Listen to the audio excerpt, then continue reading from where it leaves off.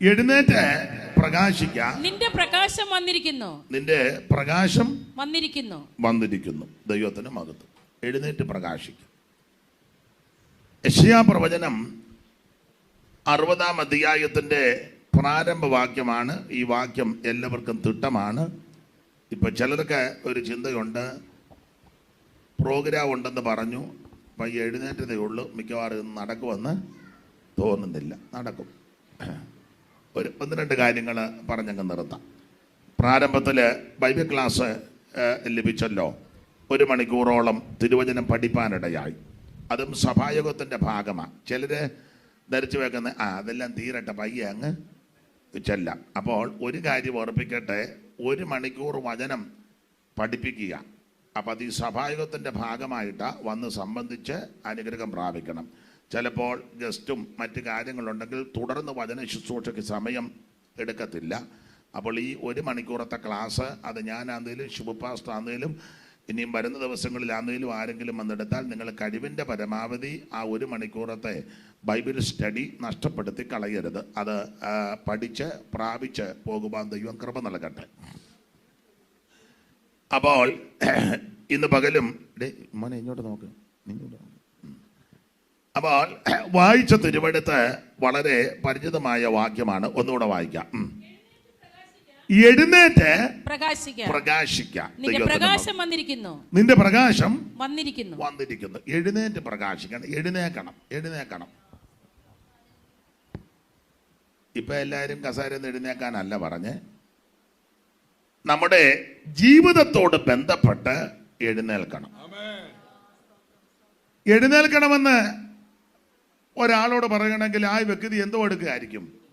ഒന്നെങ്കിൽ ഇരിക്കുകയായിരിക്കും, അല്ലെങ്കിൽ കിടക്കുകയായിരിക്കും. ഇല്ലേ വീണു പോയതാ.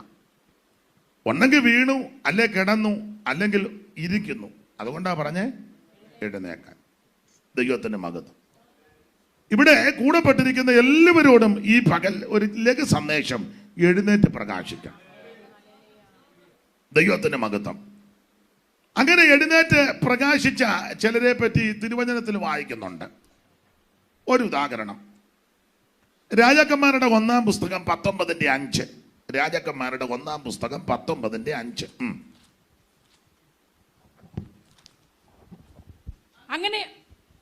അങ്ങനെ അവൻ ചൂരച്ചെടിയുടെ തണലിൽ കിടന്നുറങ്ങുമ്പോൾ തണലില് കിടന്ന് ഉറങ്ങുമ്പോൾ നല്ല തണലുമുണ്ട്, ഉറങ്ങാനും നല്ല സുഖമുണ്ട്. അങ്ങനെ വീണടം വിഷ്ണുലോകമായിട്ട് ജീവിക്കുന്ന ആൾക്കാരുണ്ട്. നല്ല തണല്, ഉറങ്ങാനും നല്ല സുഖം. അങ്ങനെ അവൻ ചൂരച്ചെടിയുടെ തണലിൽ കിടന്നുറങ്ങുമ്പോൾ പെട്ടെന്നൊരു ദൂതൻ അവനെ തട്ടി അവനോട് എഴുന്നേറ്റ് തിന്നുക. കണ്ടോ? അപ്പൊ എഴുന്നേറ്റ് പ്രകാശിക്കാൻ. നിന്റെ പ്രകാശം വന്നിരിക്കുന്നു. ഇവിടെ പുറകിലെത്തിയ അധ്യായം പഠിച്ചാൽ ഒറ്റ പ്രാർത്ഥനയ്ക്ക് തീ ഇറക്കിയ പ്രവാചകനാ. പക്ഷേ ഇസബേലിന്റെ വാക്കിന്റെ മുമ്പിൽ പേടിച്ച് ഭയപ്പെട്ട് ചൂരച്ചെടിയുടെ കീഴിൽ തണലിൽ കിടക്കുക. ദൂതൻ വന്ന് പറഞ്ഞ് എഴുന്നേറ്റ്, നീ ബലപ്പെടണം, എഴുന്നേക്കണം. അത് വിവരിക്കുന്നില്ല. എന്തിനാ എഴുന്നേക്കുന്നറിയാമോ? നമ്മൾ എഴുന്നേക്കും, പിന്നെ അവിടെ ഇരുന്ന് ഉറങ്ങും. എഴുന്നേറ്റേച്ച് 5:30 ആയപ്പോഴത്തേക്ക് എഴുന്നേപ്പിച്ചതാ. പിന്നെ എല്ലാം ഫാനും എല്ലാം കണ്ട് ക്ലോക്കെല്ലാം കണ്ടച്ച് പിന്നെ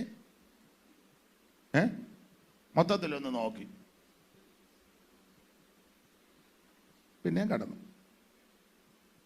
അങ്ങനെ എഴുന്നേറ്റിട്ട് വലിയ കാര്യമൊന്നും ഇല്ല. ഇവിടെ എഴുന്നേക്കുന്ന എന്തിനാ? നിനക്ക് ദൂരയാത്രയുണ്ട്. 7-ാം വാക്യം, യഹോവയുടെ ദൂതൻ 2-ാം പ്രാവശ്യം വന്ന്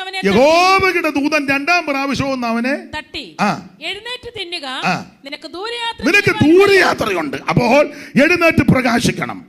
ഇസബേലിന്റെ വാക്ക് കേട്ട്, ആവശ്യമില്ലാത്ത വർത്തമാനം കേട്ട് നീ തളർന്ന് ക്ഷീണിച്ച് ചൂരച്ചെടിയുടെ തണലിൽ മാണ്ട് കിടക്കാനല്ലേ ദൈവം നിന്നെ കണ്ടത്.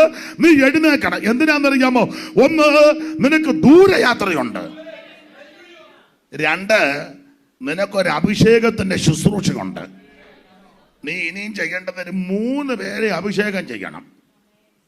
സ്തോത്രം. 3 പേരെ വായിച്ചേ. 15-ാം വാക്യം മുതൽ വായിര്. 15. യഹോവ അവനോട് അരുളിച്ചെയ്തത്, യഹോവ അവനോട് അരുളി ചെയ്തത്, നീ പുറപ്പെട്ട് ദമ്മേശെക്കിന്റെ മരുഭൂമി വഴിയായി പോക. ദമ്മേശെക്കിന്റെ മരുഭൂമി വഴിയായി പോക. നീ എത്തുമ്പോൾ ഹസായേലിനെ അരാമിന് രാജാവായിട്ട് അഭിഷേകം നീ ഹസായേലിനെ അഭിഷേകം ചെയ്യണം. അടുത്തത് മകനായ യേഹൂവിനെ, രണ്ട് നിംശിയുടെ മകനാകുന്ന യേഹൂവിനെ രാജാവായിട്ട് നീ അഭിഷേകം ചെയ്യണം. മൂന്ന് ആബേൽ മൊഹാലയിൽ നിന്നുള്ള സാഫാത്തിന്റെ മകനായ എലീശായെ പകരം പ്രവാചകനായിട്ട് അപ്പോൾ നിനക്ക് എഴുന്നേറ്റ് യാത്രയുണ്ട്. ഇതുകൊണ്ട് നീ തീർന്നില്ല, നീ നശിച്ചില്ല. ഇവിടം കൊണ്ട് നീ മുടിഞ്ഞു പോകത്തില്ല. ഇവിടം കൊണ്ട് നിന്റെ ശുശ്രൂഷ തീർന്നില്ല. ഇവിടം കൊണ്ട് നിന്റെ ജീവിതം അവസാനിച്ചില്ല. ഈ രോഗം നിന്നെ മുടിക്കാനല്ല, ഈ പ്രശ്നം നിന്നെ തകർക്കാനല്ല, ഈ വൈതരണി നിന്നെ തകർത്ത് കളയാനല്ല. നിനക്ക് യാത്രയുണ്ട്, മുന്നോട്ട് യാത്രയുണ്ട്, നിനക്കൊരു ശുശ്രൂഷയുണ്ട്. നീ ചിലരെ അഭിഷേകം ചെയ്യാൻ പോവാ. എഴുന്നേറ്റ് പ്രകാശിക്ക്, എഴുന്നേറ്റ് പ്രകാശിക്ക്. ആമേൻ. അതുവിധം കേട്ട് ക്ഷീണിച്ച് മടുത്ത് തളർന്നു പോകരുത്. നിനക്കൊരു ശുശ്രൂഷയുണ്ട്. ഞാൻ ഓർപ്പിച്ചല്ലോ, ഇവിടെ ഇരിക്കുന്ന എല്ലാവരെയും ദൈവം ഓരോ ശുശ്രൂഷ ഏൽപ്പിച്ചിട്ടുണ്ട്. ഇവിടെ ഇരിക്കുന്ന എല്ലാവർക്കും ഒരു ശുശ്രൂഷയുണ്ട്. ഈ ചിലരെ ധരിച്ചു വച്ചേക്കുന്ന സ്റ്റേജിൽ കയറി ബലസുന്നത് തന്നെ ശുശ്രൂഷ. സ്റ്റേജിൽ നിന്ന് ഞാൻ എന്നെയും കൂടെ പ്രതിയാക്കുക. സ്റ്റേജിൽ വിലസുന്ന പല ആൾക്കാരെ വേറെ പല കാര്യത്തിനും കൊള്ളുകയല്ല. സ്തോത്രം, കൊള്ളുകയല്ല. മറ്റുള്ളവരെ ബഹുമാനിക്കാൻ അവരെ കൊള്ളുകയല്ല. എല്ലാവരുടെയും കാര്യമല്ല. മറ്റുള്ളവരോട് മാന്യമായിട്ട് ഇടപെടാൻ അറിയത്തില്ല. പ്രസംഗിക്കുന്ന സ്നേഹത്തെ പറ്റി പ്രസംഗിക്കുക, മിണ്ടുകയല്ല. നമ്മുടെ പ്രധാനപ്പെട്ട വിഷയം സൗമ്യത. ഒന്ന് പറഞ്ഞ രണ്ടാമത്തേന് ചൂടാകുക. സ്തോത്രം.